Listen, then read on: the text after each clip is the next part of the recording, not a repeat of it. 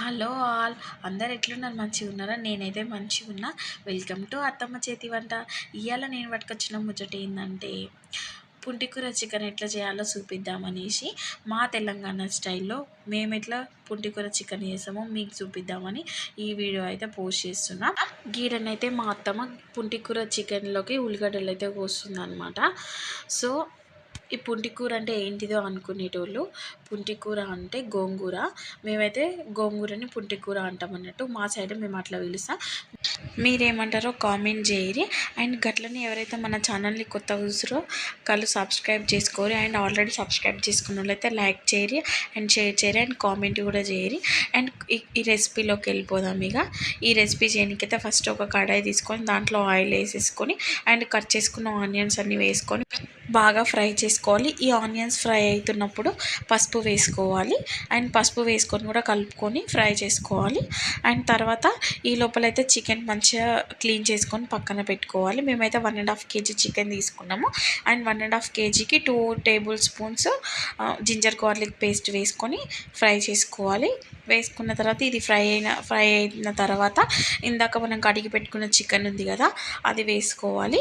ఈ చికెన్ని కూడా వేసుకొని బాగా కలుపుకొని మూత పెట్టేసి చికెన్లో ఉన్న వాటర్ మొత్తం పోయి చికెన్ దగ్గర పడేదాకా కుక్ చేసుకోవాలి. సో హై ఫ్లేమ్లో మంట పెట్టుకొని కుక్ చేసుకోవాలి. అండ్ మధ్య మధ్యలో కలుపుతూ ఉండాలన్నమాట. సో అడుగంటకుండా ఉంటుంది, మాడిపోకుండా ఉంటుంది అన్నమాట. చికెన్ అనేది దగ్గర పడ్డ తర్వాత చికెన్లోని ఆయిల్ అంతా పైకి తేలిందాకా కుక్ చేసుకోవాలి.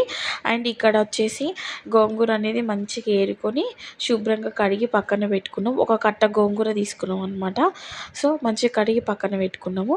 ఒక 2-3 సార్లు మంచిగా కడగండి. మట్టి అలాంటివి ఏమైనా ఉంటే మొత్తం పోతుంది. తర్వాత చికెన్లోని ఆయిల్ మొత్తం పైకి తేలింది. అండ్ ఇక్కడ వచ్చేసి తగినంత కారం, తగినంత ఉప్పు వేసుకోవాలి. వేసుకొని మళ్ళీ మంచిగా కలుపుకొని మూత పెట్టేసుకొని కుక్ చేసుకోవాలి. పుంటికూర చికెన్ అయితే నాకైతే చాలా ఇష్టము. అండ్ టేస్ట్ కూడా చాలా బాగుంటుంది. ఆ పుల్లదనం అనేది, పుంటికూరలోని పుల్లదనం అనేది ఆ ముక్కలకు బట్టి అసలు టేస్ట్, చికెన్ పీసెస్ కూడా పుల్లగా చాలా మంచి టేస్ట్ ఉంటాయి అన్నమాట. సో మనం ఎప్పుడు రెగ్యులర్గా చేసుకునే చికెన్ కంటే ఈ చికెన్ చాలా మంచిది అనమాట. అండ్ టేస్ట్ కూడా చాలా బాగుంటుంది.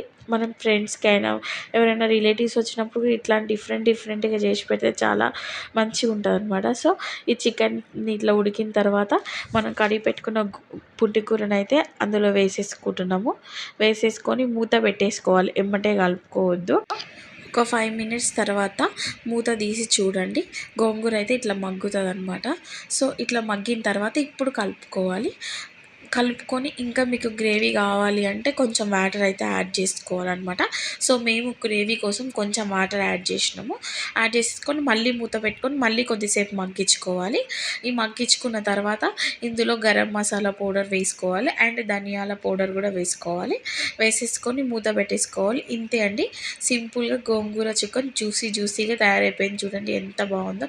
అసలు టేస్ట్ కూడా చాలా బాగా వచ్చింది. మీరు కూడా ట్రై చేసి ఎట్లా వచ్చిందో కామెంట్ చేయండి. ఎప్పుడు ఒకేలా కాకుండా అప్పుడప్పుడు కూడా ఇట్లా ట్రై చేస్తూ ఉండండి. అండ్ మా అత్తమ్మ చేసే పాతకాలం వంటలు అండ్ వెరైటీస్ ఆఫ్ రెసిపీస్ అన్నీ మేమైతే మా ఛానల్లో పోస్ట్ చేస్తాము. మళ్ళీ చెప్తున్నాను, ఎవరైతే మన ఛానల్ని కొత్తగా చూస్తున్నారో వాళ్ళు వెంటనే వెళ్ళి సబ్స్క్రైబ్ చేసుకోండి. అండ్ పక్కనే బెల్ ఐకాన్ ఉంటే దాన్ని క్లిక్ చేయండి న్యూ నోటిఫికేషన్స్ కోసం. మరొక రెసిపీతో మీ ముందు ఉంటాను. ఉంటాం అలా. బాయ్.